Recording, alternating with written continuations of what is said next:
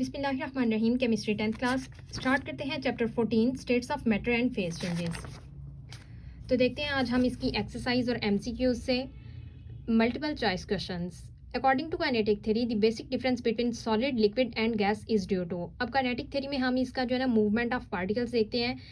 ये कैसे है मूवमेंट इसकी, देखें सॉलिड में जो है पार्टिकल्स जुड़े होते हैं, लिक्विड में ज़रा फासले पे होते हैं और गैसेस में बहुत ज़्यादा फासले पे होते हैं। तो इस लिहाज से काइनेटिक थ्योरी के मुताबिक ये हमारे पास आंसर आएगा ए वाला, the difference in the movements of the particles. Number 2 पे चलते हैं। Upon heating the rate of evaporation. देखें चूल्हे पे अगर आप पानी गर्म कर रहे हैं तो एवेपोरेशन हो रही होगी, पानी के बुहारात बन के उड़ रहे होंगे। तो इसका क्या मतलब है कि जब जब हम उसको हीट देंगे एवेपोरेशन इंक्रीज होगी। नेक्स्ट हमारे पास है third MCQs. The inter particle attractions are the strongest in. Inter particle attraction किस में ज़्यादा होती है? सॉलिड्स में, क्योंकि सॉलिड के पार्टिकल्स आपस में सही बॉन्ड बना के जुड़े होते हैं। नेक्स्ट फोर्थ पे चलते हैं।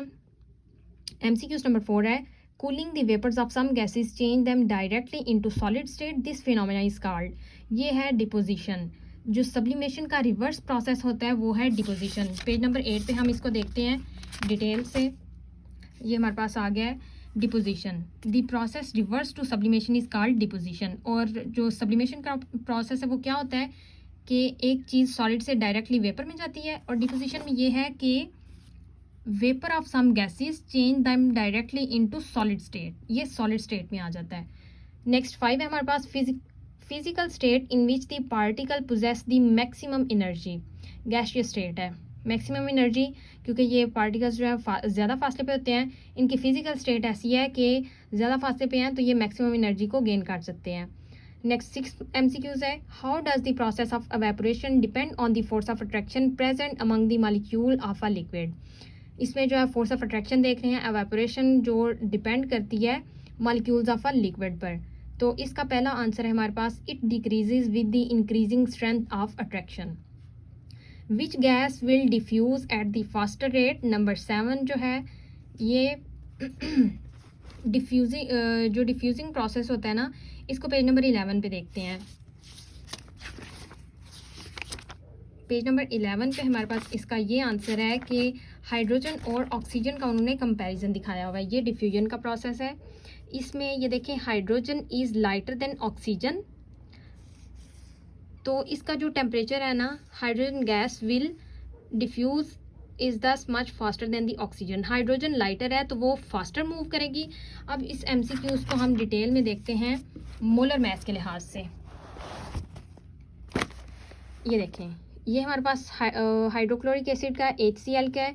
मोलर मास इसका मॉलिक्यूलर वेट हाइड्रोजन का 1 है और क्लोरीन का 35.5 है। इनका सब करके 36.5 आ गया सम करके इसका। उसके बाद हमारे पास सल्फ़र डाइऑक्साइड है, उसका 64 आ रहा है। उसके बाद ये H2S है, इसका 34 आ रहा है। और कार्बन डाइऑक्साइड का हमारे पास आ रहा है 44। तो सबसे ज़्यादा कम किसका मोलर मास है? 34, यानी कि H2S। हमने पीछे देखा है कि डिफ्यूज़ का क्या प्रोसेस है।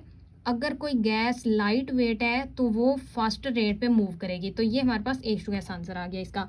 The phase changes A and B in gas to liquid, liquid to solid are. इसमें गैस से लिक्विड कंडेंसेशन हो रही है और लिक्विड टू सॉलिड फ्रीजिंग हो रहा है। लास्ट है हमारे पास a student noticed frost forming on the ground at 6:30 AM and disappearing by 8:30 AM। Frost forming है, ये जो ड्यू होती है, शबनम के कतरे होते हैं। Which phase change was responsible for changing the frost into water vapours.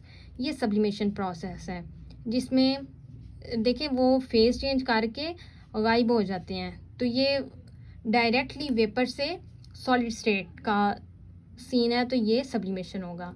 MCQs हमारे फर्स्ट चैप्टर के क्लियर हो गए हैं। नेक्स्ट हम सेकंड चैप्टर के करेंगे नेक्स्ट वीडियो में।